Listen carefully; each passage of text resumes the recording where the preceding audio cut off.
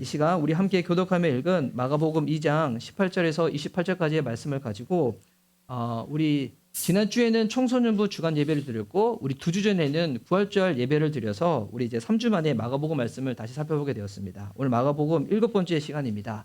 종교인이 아니라 신앙인이 됩시다. 종교인이 아니라 신앙인이 됩시다. 갑자기 이렇게 설교 제목에 제 사진이 들어갔죠. 목사님 갑자기 변질된 것 같아요.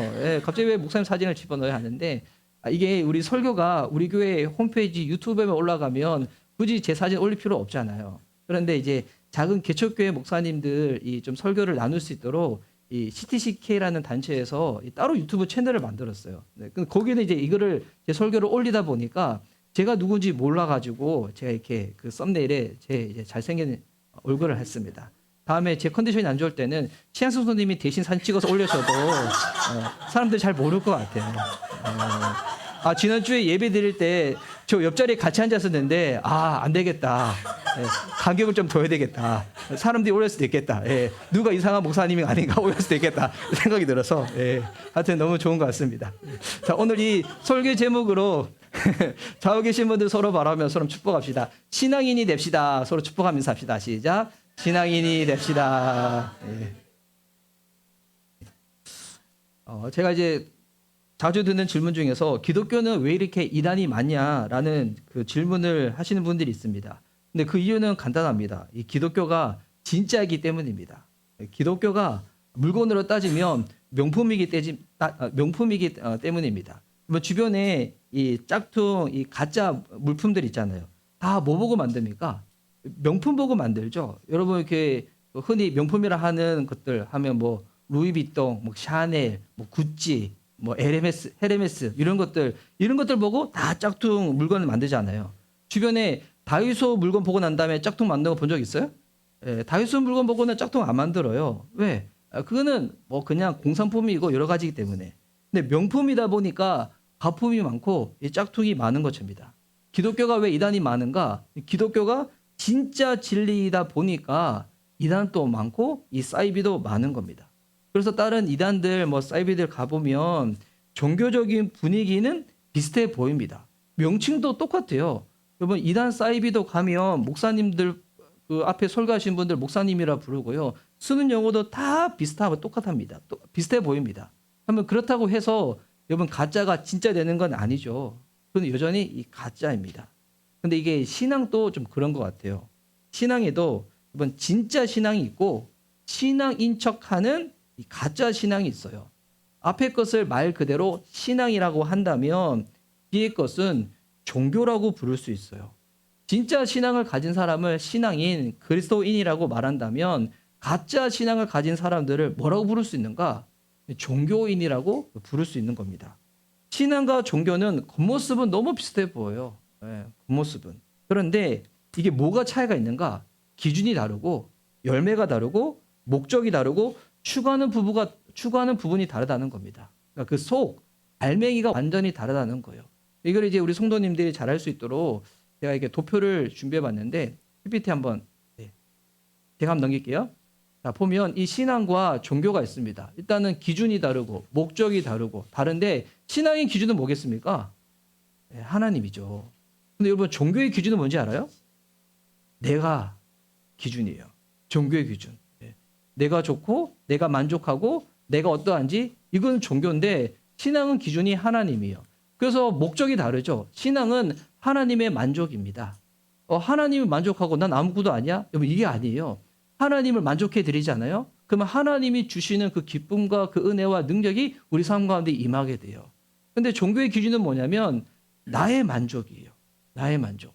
나의 만족을 위해 가지고 나가려고 한다는 거예요. 그러다 보니 열매가 다르죠. 신앙의 열매는 뭐냐면 내가 변화되어집니다.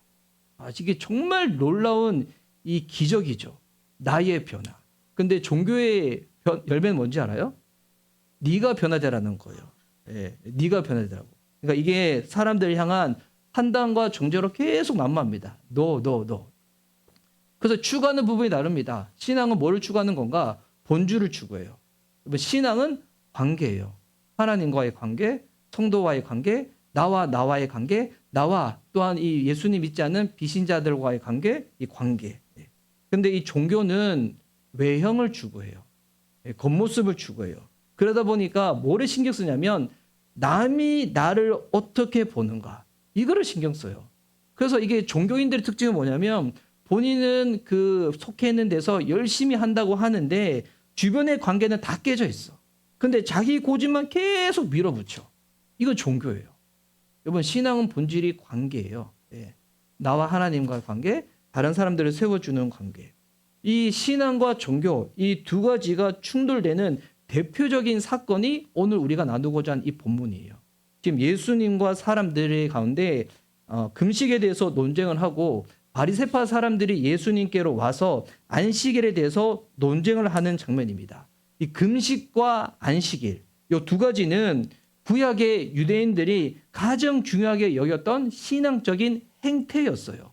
근데 이 행위가 올바르지려면 그 안에 어떠한 정신을 담고 있는지가 중요한 거거든요. 정신이 빠진 행위, 정신이 잘못된 행위, 그게 뭘까? 그게 종교예요. 그런데 정신이 행위에 딱 담기고 바른 정신이 행위에 딱 담기면 그것이 신앙의 모습으로 딱 드러나는 거예요. 그러니까 이 예배도 마찬가지고요. 찬양도 마찬가지고요. 봉사도 그렇고요. 헌금을 드리는 것도 그렇고요. 여러분 그거는 눈에 보이는 형식이고 외형이잖아요. 근데 그 가운데 어떤 정신이 담겨 있는가에 따라서 신앙이 될 수도 있고 종교가 될 수도 있다는 겁니다. 금식과 안식일은 종교인과 신앙인가를 대조적으로 보여주는 사건인가 동시에 이게 또 뭐를 보여주냐면 구약에만 머물러 있는 사람 그리고 구약을 통해서 신약에 도달한 사람 이것도 구분이 되는 거예요. 구약에만 머물러 있는 사람이 있어요. 그런데 여러분 성경 읽을 때 구약만 성경은 아니죠.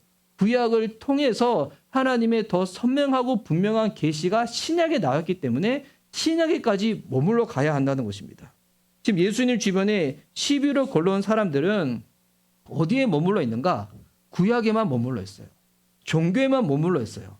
그래서 그러다 보니까 이 사람들은 이 형식, 외형 자체를 생명처럼 여기는 거예요. 이거를 하면 우월하다. 이거를 안 하면 너는 우월하지 못해. 비판하고 정지하고 이렇게 만들어 버리는 거예요. 이게 이 사람이 좀 그런 것 같아요. 평소에는 뭐 새날 경건 예배도 안 드리고 큐티도 안 하고 이 기도도 잘 안 했던 사람들이 근데 어느 날 진짜 무슨 계기가 생겼는지 하기 시작하는 거야. 새벽 예배도 드리고 큐티도 하고 기도도 막 하기 시작해. 그러면 그렇게 하나님과의 이 바른 관계를 딱 맺으면 되는데 사람은 어떻게 되냐면 갑자기 주변을 바라보기 시작해요. 나는 하는데 안 하는 사람들이 보이기 시작하는 거야. 나는 하고 있는데 저 사람은 안 하고 있어.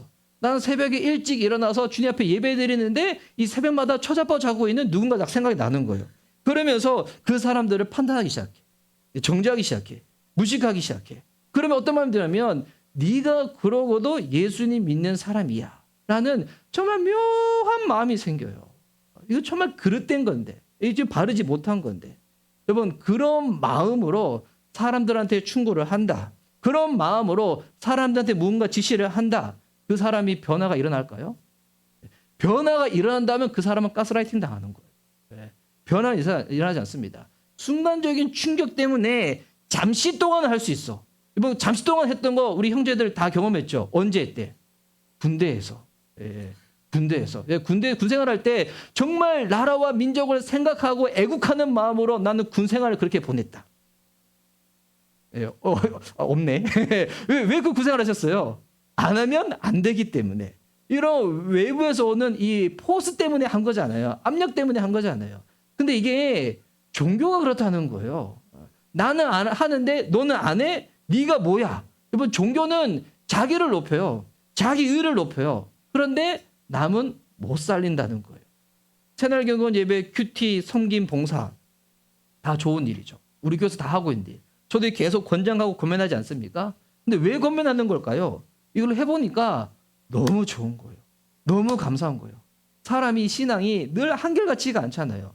저도 목회자이지만 저도 여러분 마음이 왔다 갔다 할 때가 있거든요. 근데 이 시간이 저를 붙잡아 줄 때가 많이 있어요. 정말 안전장치가 되어져서 그러니까 너무 좋다 보니까 주변에 아직 동참하지 못하신 분들 보면서 함께 알아갔으면 좋겠어요. 함께 이 은혜를 누렸으면 좋겠어요. 라는 마음으로 나누는 거예요. 그 영혼을 사랑하고 위하는 마음으로. 이런 마음으로 나눠야죠. 근데 이런 마음이 아니라 야, 너 이거 안 하면 심판받아. 뭐 이게 주일 예배 드리는 것도 마찬가지예요. 이게 그 지난주에 제가 아는 어느 개척교회 목사님이 날씨가 좋아서 그랬는지 그 작은 교회에 성도가 10명이나 결석을 했대요. 10명. 10명 결석했는데 근데 10명 결석한 사람 중에서 얘기도 안 하고 결석한 사람들이 있다는 거야. 얘기도 안 하고. 와, 얘기도 뭐 얘기 결석할 수도 있죠. 근데 얘기도 안 하고 결석한 거 보면 목사님이 마음이 너무 힘들어 하시는 거예요. 근데 그때 이게 목회자들이 정말 복음을 잘 붙잡아야 되는데 만약 이거를 율법적으로 종교로 내 가지고 혹시 그 얘기 못 들었냐고 골프 치러 가다가 골프공에 맞아서 돌아가신 장로님 얘기 못 들었냐고. 주일날 빠지고 난 다음에 골프 치러 갔다가 골프공을 맞아서 돌아가신 장로님 이야기. 이런 막 예화들을 설교시는 계속 앉은 거예요. 막. 그러면 무조건 들여서 주일 예배는 드릴 수 있겠지만 뭐 근본적인 변화 이렇게 일어날 수 있을까요? 안 일어나겠죠. 너 이거 안 하면 심판받아. 나는 고생하는데 넌 뭐하냐? 너는 이 주일 오후에 목사님, 사모님 청소하는 거 볼 때마다 너무 안쓰러워서 난 같이 청소하는데 너는 뭐하냐? 저것들은 감사도 몰라. 저래놓고 무슨 교회를 사랑한다고. 이런 판단으로 진짜 변화가 일어날까요? 안 일어나겠죠. 여러분, 그래서 종교는 일시적인 효과는 있지만 근본적으로 사람은 살리지 못한다는 거예요. 그래서 신앙은, 복음은 인내가 필요해요. 하지만 이 인내 이후에 진정한 근본적인 변화를 일으키는 힘이 있다는 것입니다. 지금 사람들이 예수님께 와서 금식에 대해서 물어볼 때도 여러분 이 사람들의 한번 뉘앙스를 보세요. 18절 말씀입니다. 제가 한번 읽을게요. 자, 어떤 뉘앙스로 예수님께 와서 이 금식에 대해서 말하는지 한번 보세요. 요한의 제자들과 바리새파 사람들은 금식하고 있었다. 사람들이 예수께 와서 물었다. 요한의 제자들과 바리새파 사람의 제자들은 금식하는데 왜 선생님의 제자들은 금식하지 않습니까? 금식하지 않습니까?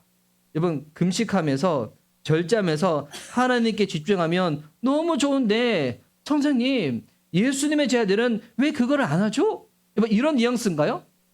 이거 아니죠? 야, 우리 지금 밥 굶고 있어. 우리는 밥 굶고 있는데 당신들의 제자는 지금 무슨 짓거리를 하는 거야? 전자의 뉘앙스예요, 후자의 뉘앙스예요. 이거는 후자에 좀 더 가까워요. 우리는 고생하면서 금식하는데 당신은 예수고 하나님의 아들이라 하면서 당신을 쫓는 제자들은 왜 금식도 안 해? 이렇게 하고 있는 거예요. 당시 유대인들은 일주일에 2번이나 금식을 했어요. 와, 이거 엄청나죠? 일주일에 이틀. 그렇게 하신 분들이 있어요? 근데 요 속내용을 보면 우할 이야기가 아니야.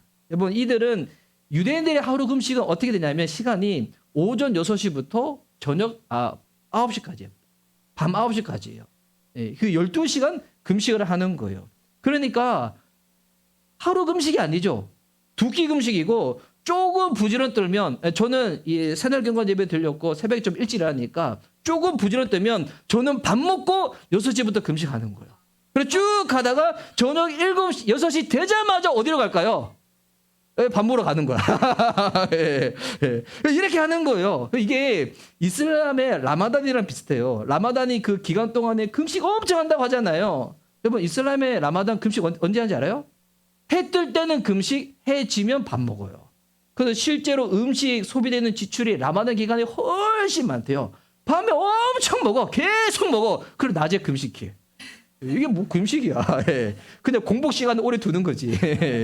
여러분, 그럼 금식의 목적이 뭘까요? 금식의 목적, 이사야서 말씀에 보면 하나님이 기뻐하는 금식과 그렇지 않은 금식에 대해서 설명하는 이 구절이 있는데 이사야 58장 3절에서 4절 말씀입니다. 제가 한번 읽을게요. 주님께서 보시지도 않는데 우리가 무엇 때문에 금식을 합니까? 주님께서 알아주시지도 않는데 우리가 무엇 때문에 고행을 하겠습니까?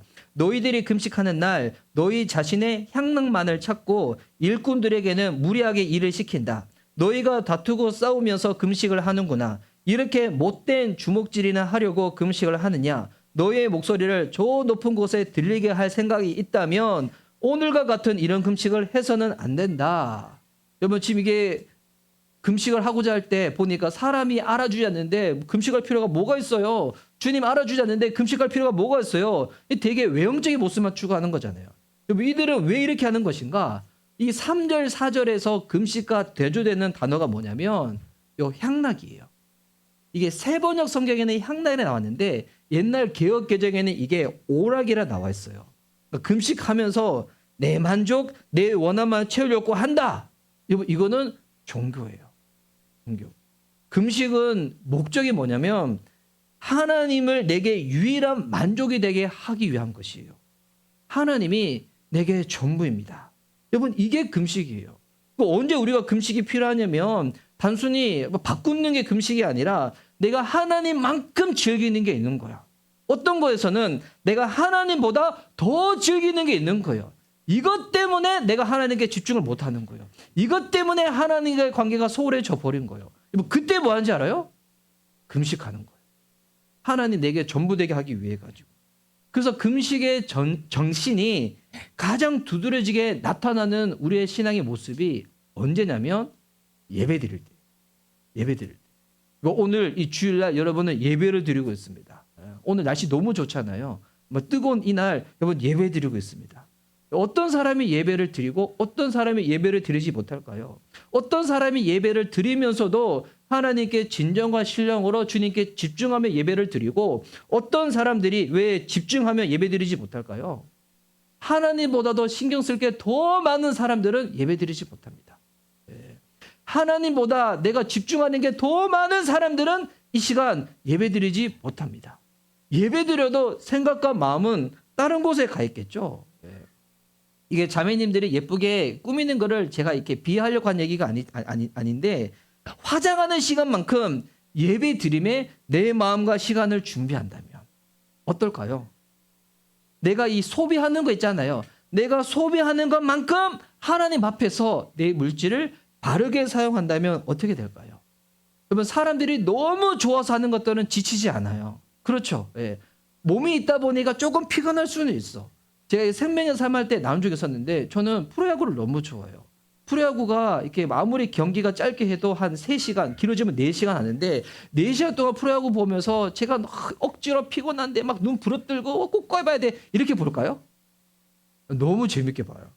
너무 재밌어. 예. 투수가 공 하나하나 던질 때마다 이번에 변화구를 던질까 직구를 던질까 타자는 어떻게 반응할까 이 야구 보면 약간 바둑 두는 것처럼 그런 묘가 있거든요.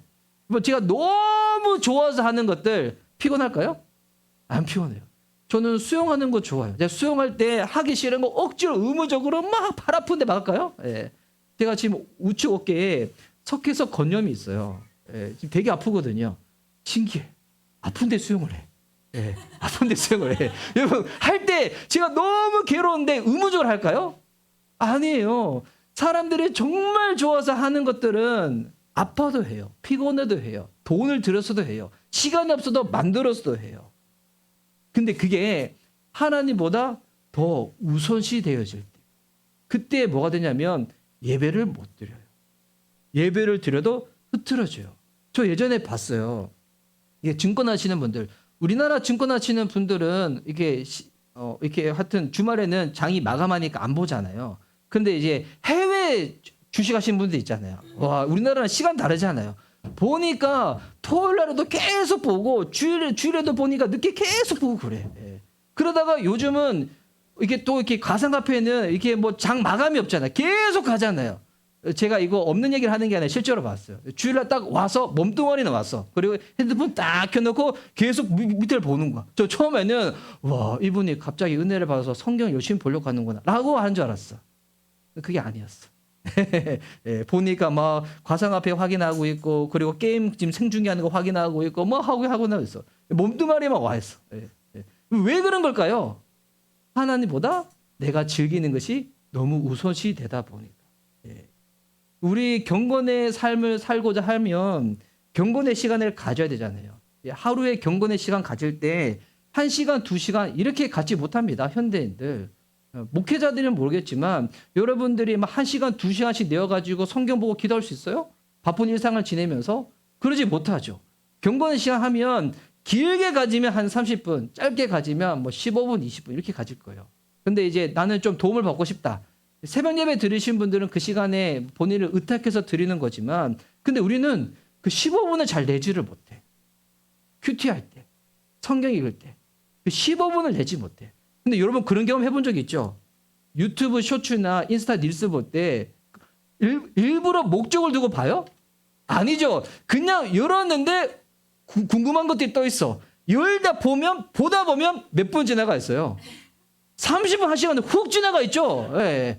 그런 것들은 훅 지나가는데 15분을 일부러 내어서 주님 앞에 말씀 보지 못하고 큐티하지 못하고 기도하지 못해. 왜 그런 걸까요? 예.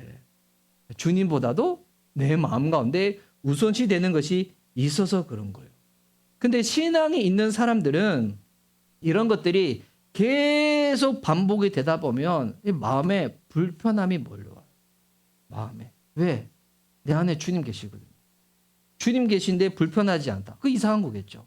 신앙은 관계다 보니까 한번 생각해 보세요. 여러분이 정말 사랑하는 사람이 있는데 그 사람이 나랑 대화할 때 눈을 안 마주쳐. 결혼한 지 17년 된 그런 부부 말고요. 그런 부부 말고. 죄송해요. 자, 갑자기 저희 고백을 하게 됐네요. 주님, 저도 반성합니다. 17년이 됐든 34년이 됐든 그렇게 눈 맞추고 얘기해야 되는데, 그런데 여러분 이게 연애 초기 아니면 막 신혼 초기인데 정말 막 사랑하고 막 그 사람이 막 얼굴에 짜면 묻다가 뭐 묻은 거야. 그러지, 야, 네 얼굴에 뭐 묻었어? 이거 아니 아름다워 막 이러. 네. 자, 네. 가은이 엄마 아빠도 그런 시절이 있었어. 네, 자, 그런데 이게 사랑하는 사람과 막 얘기를 나누는데 그 사람이 나랑 얘기할 때 눈 안 마주쳐. 막 건성으로 대답해. 그런데 다른 이성이랑 대화할 때는 나하고 대화하는 거랑 전혀 딴판으로 대화를 한다. 그때 안 이상한 여자가 있다. 그때 아무렇지도 않은 여자가 있다. 이상한 거죠. 그 이상한 관계이지 않아요? 예. 이건 마찬가지예요. 그래서 예수님이 금식을 말할 때도 금식은 밥 굶는 게 중요한 게 아니야. 가장 중요한 게 있어. 이거를 설명하기 위해서 드는 비유가 뭐냐면 결혼식 비유를 드는 거예요. 이번 결혼할 때 신부에게 있어서 가장 중요한 게 뭘까요?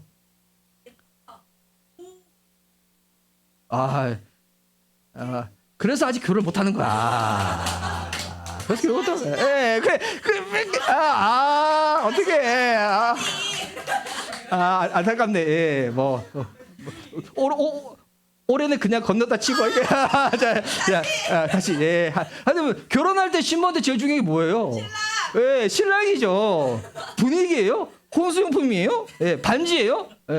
그거 신랑이 안 해도 줄 수 있어요. 제일 중요한 거는 신부한테서는 신랑이고 신랑한테서는 신부죠. 그래서 19절 말씀 보세요.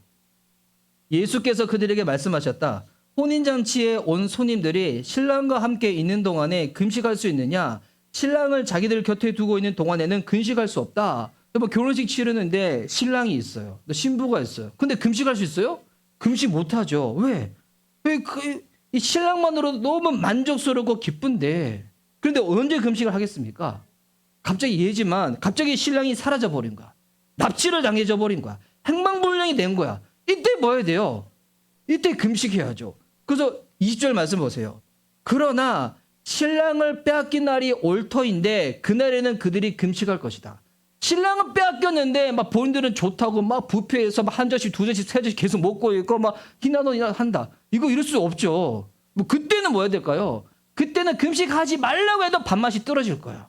신랑이 안 보이는데 그래서 말하는 거예요. 결혼식에서 제일 중요한 것은 신랑 신부 당사자인 것처럼 금식의 목적이 무엇인가? 주님, 그분이 내 삶 가운데 전부가 되는 것. 이걸 하는 거예요.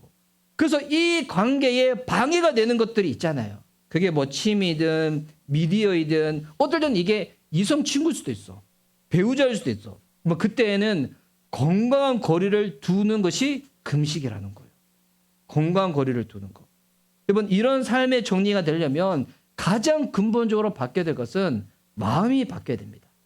마음은 여전히 미련을 두고 있으면 개선이 안 돼요. 제가 예전에 한번 이런 얘기 드린 적이 있었는데 제가 예전에 살겠던 교회 전도사님이 집에 TV가 있는데 그러니까 사역자니까 그 다음날 새벽 예배 가려면 빨리 이렇게 자야 되잖아요. 근데 이분이 이제 밤에 하는 예능이 너무 재밌어가지고 이것 때문에 새벽 예배 때 너무 피곤해가지고 기도 못하고 이것 때문에 새벽 예배 늦게 오고 그러는 거예요.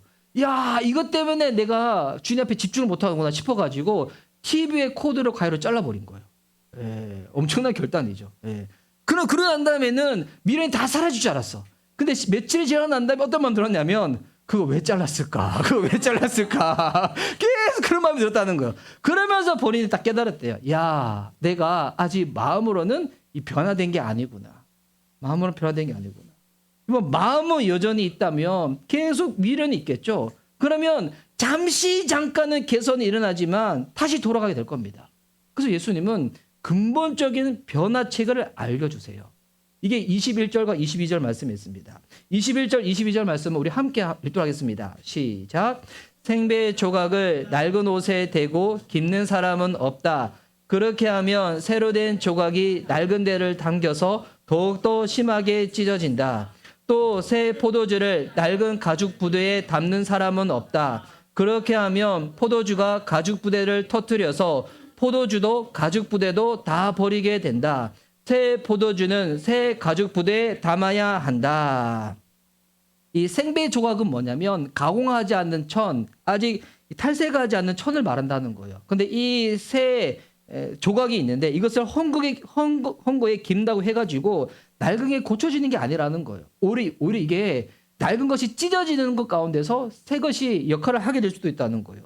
새 포도주는 발효가 향이 계속 올라오는 거예요. 예, 발효향이. 근데 이거를 낡은 포도주에 담아버리면 터져버려서 이 부대도 못 쓰고 새 포도주도 버리게 된다는 거예요. 이 새 포도주가 의미하는 것이 뭐냐면 이게 새 언약을 말하고 있어요. 새 언약. 여러분 새 언약의 특징이 무엇인가? 이거 생명의 삶 공부하신 분들은 새 언약의 특징하면 바로 나와야 되는데 새 언약의 특징이 무엇입니까? 와, 할렐루야. 예, 예. 신랑 필요하시겠어요. 예, 예. 자, 새 언약의 특징이 뭐냐면 옛 언약, 모세가 받았던 언약, 율법은 어디에 새겼습니까? 돌판에 새겼죠. 근데 새 언약의 특징이 뭐냐면 마음판에 새기는 거예요. 이게 예레미야 31장 33절에 있습니다. 이 구절 우리 함께 한번 읽어볼까요? 예레미야 31장 33절 시작. 그러나 그 시절이 지난 뒤에 내가 이스라엘 가문과 언약을 세울 것이니 나는 나의 율법을 그들의 가슴 속에 넣어주며 그들의 마음판에 새겨 기록하여 나는 그들의 하나님이 되고 그들은 나의 백성이 될 것이다. 나 주의 말이다. 새 언약의 특징은 뭐냐면 마음의 변화예요. 성령님이 우리 마음 가운데 오셔서 말씀을 사모하는 염원하는 마음도 주시고 그 말씀대로 살 수 있도록 능력도 주신다는 것입니다. 이게 언제 일어나는 변화입니까? 복음을 듣고 믿을 때 일어나는 변화. 성령님이 우리 안에 함께 거하시는 거죠. 그래서 이 복음을 성령님의 도우심으로 계속 묵상하고 붙잡고 기도하다 보면 어떤 변화가 생기냐면 하나님보다 내가 더 우선시하는 것들에 대해서 성령님께서 깨닫게 해주시고 그에 대해서 불편한 마음을 주셔서 삶의 우선순위가 정리될 수 있도록 성령님은 우리 의지를 붙잡아 주시는 거예요. 이게 새 언약의 놀라운 특징이거든요. 그래서 이 종교가 신앙이 되는 유일한 방법은 뭐냐면 여러분 예수 그리스도의 그 복음밖에는 없습니다. 그 복음을 우리가 묵상하는 거예요. 복음을 아는 거예요. 복음을 믿는 거예요. 복음을 내 안에 부딪히는 거예요. 나를 사랑하셔서 하나님의 아들을 내어주신 하나님의 전부를 통하여 내가 구원받아 주의 자녀가 되었는데 내가 세상에 있는 그 유통기간인 것들 때문에 내 마음이 뺏겨서 영원한 것을 바라보지 못한다. 이에 대해서 주님께서 자각하는 마음을 딱 주시는 거예요. 영원한 것을 사모하는 그 마음, 그 믿음. 그렇게 살아갈 수 있도록 붙잡아 주시는 성령의 능력. 이 금식의 논쟁 다음에 이제 어떤 논쟁이 일어나게 되냐면 이제 바리새인들이 와요. 처음에는 금식은 사람들이 왔거든요. 이제는 바리새인들이 와가지고 예수님께 안식일에 대해서 시비를 겁니다. 당신들의 제자들은 안식일인데 지금 길을 걸어가다가 밀 이삭을 자르는 것을 봤다는 거예요. 야, 이 바리새인들 특징 보세요. 예, 바리새인들 남 잘하는 것은 안 봐. 예, 남 못하는 것만 봐. 남 못하는 것만. 예, 주변에 자꾸 단점 지적한 사람 있잖아요. 그렇게 생각하십시오. 어휴, 저 바리새인. 또 그렇게 생각하면 그 종교인이 되는 거죠.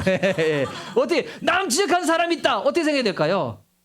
아, 많이 사랑해 줘야 되겠다. 밥을 많이 먹여줘야 되겠다. 이렇게 되겠죠.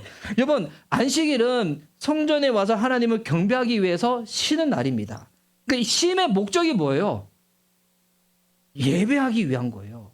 그런데 이 유대인들은 성전이 무너지고 난 다음에는 성전이 없으니까 회당에서 모여가지고 이제 말씀을 보기 시작했어요. 근데 이게 이제 예수님이 십자가에 죽으시고 부활하시고 난 다음에는 어떻게 바뀐 거예요? 주일날 성전이 아니죠. 회당이 아니죠. 교회에서 한 몸으로 함께 모여서 말씀을 보며 나아가는 겁니다. 뭐 안식일 여러분 잘 기억하세요. 안식일은 단순히 쉬는 날이 아니에요. 예배함으로 하나님을 만나는 날이에요.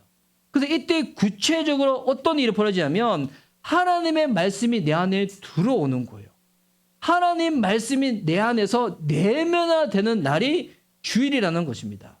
주일의 목적이 뭐예요? 쉼이 목적이 아닙니다. 말씀을 내면화해서 하나님과 교제하는 날이에요. 교제하는 날.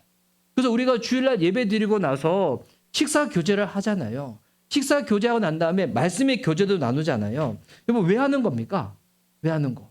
예. 내가 들은 이 말씀이 맞나? 이것도 확인해 보고 서로의 말씀 나눔을 통해 가지고 이 내면하는 작업을 계속 하는 것입니다. 그래서 이게 밥 먹고 주일날 오후 교제하는 것이 아직까지 불편하신 분들은 오늘 제가 이게 주일 예배 올 때 소민 사모님이 이런 오류를 던졌어요. 어떤 오류를 던졌냐면 교제까지도 주일 예배다. 이런 생각을 갖는 거예요. 교제까지도 주일 예배다. 그래서 이제 우리 교회로 따지면 이 성경에 없는 내용이에요. 예. 주일날 오후 교제도 한다. 나는 목장 모임도 한다. 이런 분들 계시죠? 그런 분들은 다이아몬드. 예, 다이아몬드. 예. 갑자기 뭐 이렇게 뭐 네트워크 마케팅도 아니래. 다이아몬드. 그런데 목장 모임은 참석한다. 뭐 뭘까 그분은? 그분은 금메달. 예, 금메달. 근데 목장 모임 참석 못 하고 있는데 주일 오후에 말씀 교제는 한다. 예. 은메달. 예. 나는 주일 예배 나는 목장 모임도 참석 못 해. 나는 주일 오후 교제도 못 해. 이 뭐 할까요? 예, 그 입상, 예, 입상, 예, 입상, 예, 예. 그 정도 되는 거예요. 예. 여러분, 다 다이아몬드 되시기 바랍니다. 예, 갑자기 네트워크 마케팅이 되는데, 이거는 성경에 없는 거예요. 예, 분명히 성경에 없는 겁니다. 제가 얘기한 겁니다. 예. 자, 그래서 여러분 이게 안식일을 잘 지키면, 주일을 잘 지키면 어떤 변화가 일어나게 되냐면, 우리의 속 사람이 강건해져요. 속 사람이 건강해져요. 바리새인들은 이게 목적인데 안식일의 쉼이 이게 목적인데 자꾸 뭐만 따지는 거예요. 너 쉬고 있냐 안 쉬고 있냐 이것만 보는 거예요. 그러니까 이게 신앙이 되지 못하고 종교가 되는 거예요. 그래서 유대인 랍빈들은 쉬나 안 쉬나 이거를 더 철저하게 확인하고 싶어가지고 안식일의 규례 39개 항목을 만들어요. 그러니까 이 성경에도 없는 내용들을 39개를 만들어가지고 여기 어떤 항목들이 있냐면 안식일에는 1km 이상 걸어가면 안 돼요. 예. 그리고 병 고치면 안 돼요.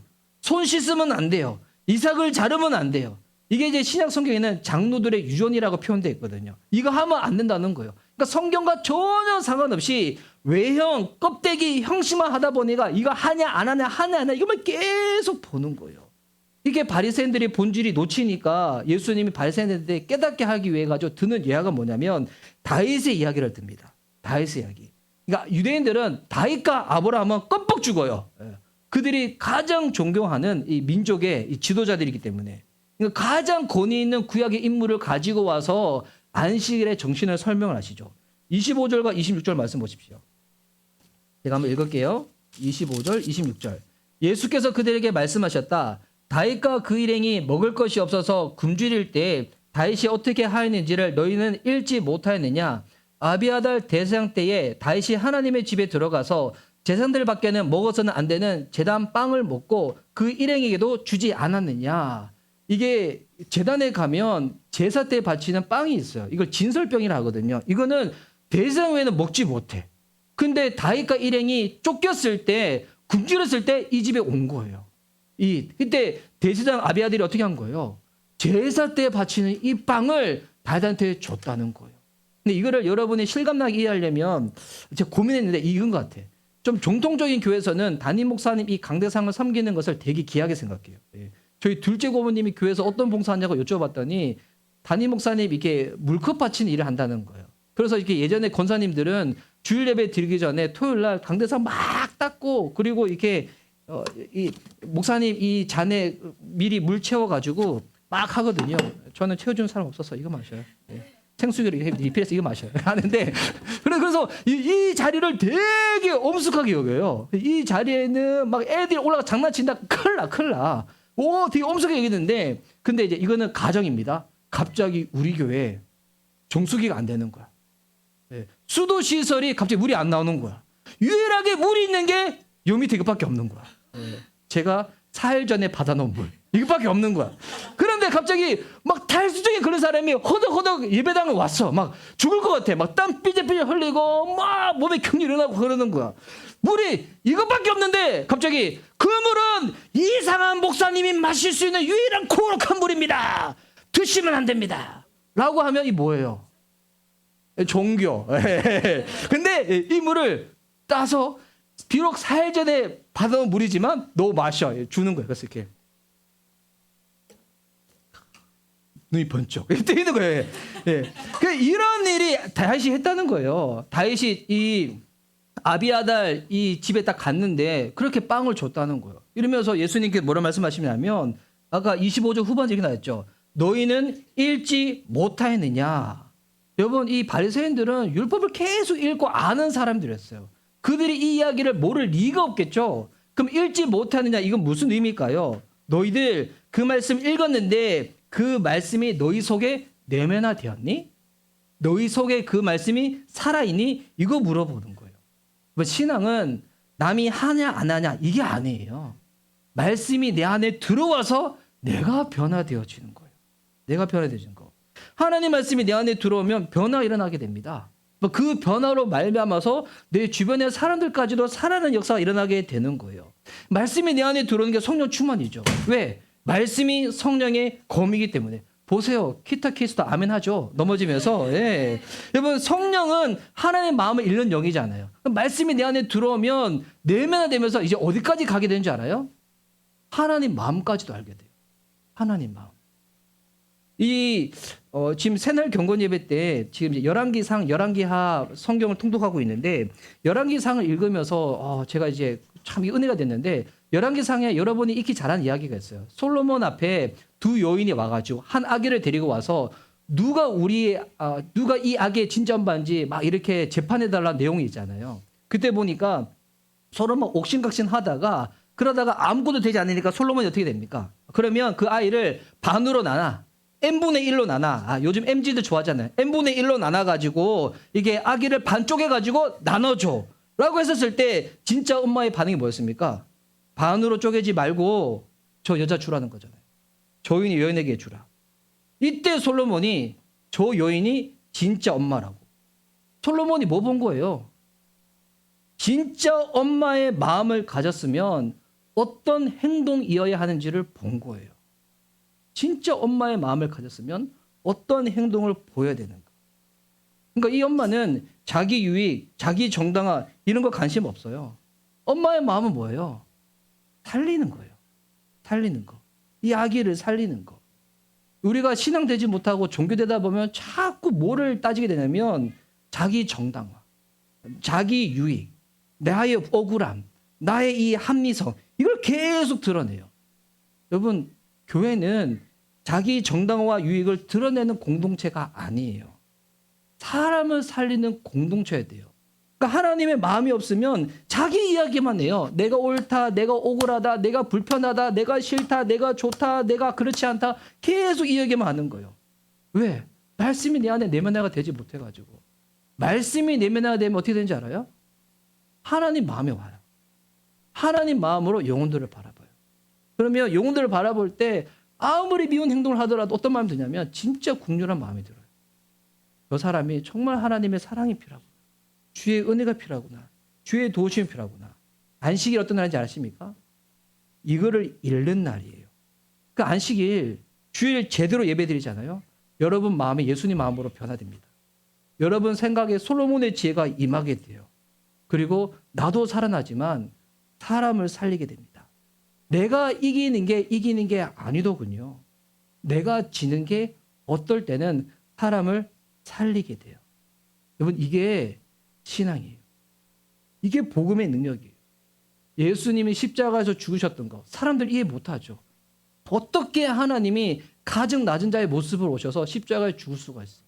근데 그 역설이 나를 구원하고 인류를 살리고 이 땅 가운데 하나님 나라가 도래할 수 있는 놀라운 변화의 시작이 되었다는 것입니다.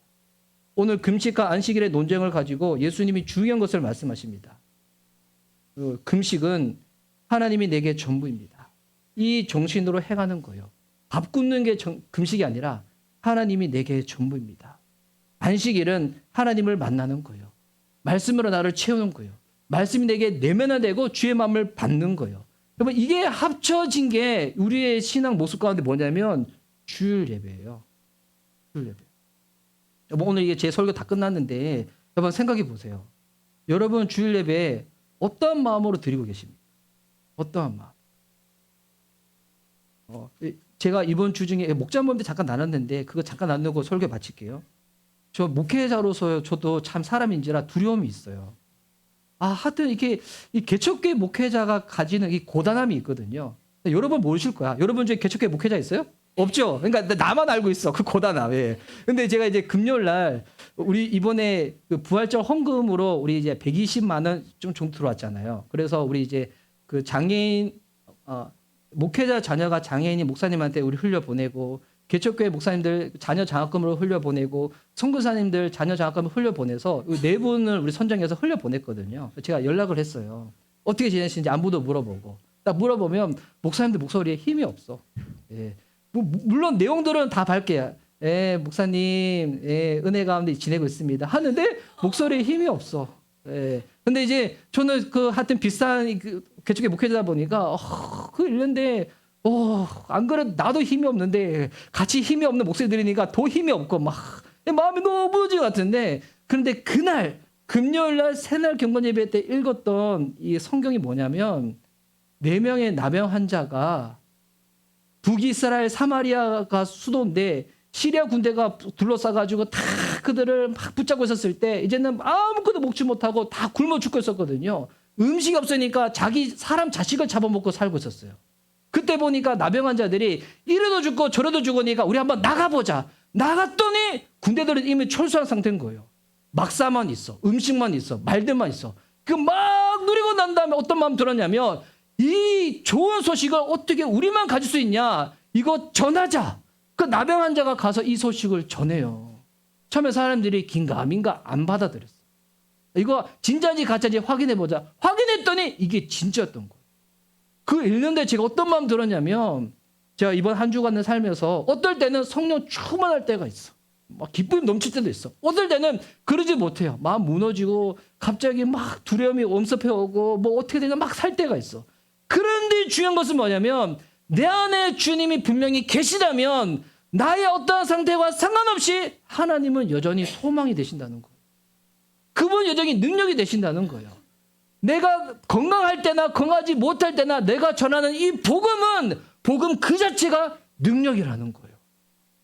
세상은 이렇게 얘기하죠. 네가 이렇게 고쳐져야 돼. 네가 이렇게 나아져야 돼. 네가 이렇게 되지 못하니까 네가 그런 거야.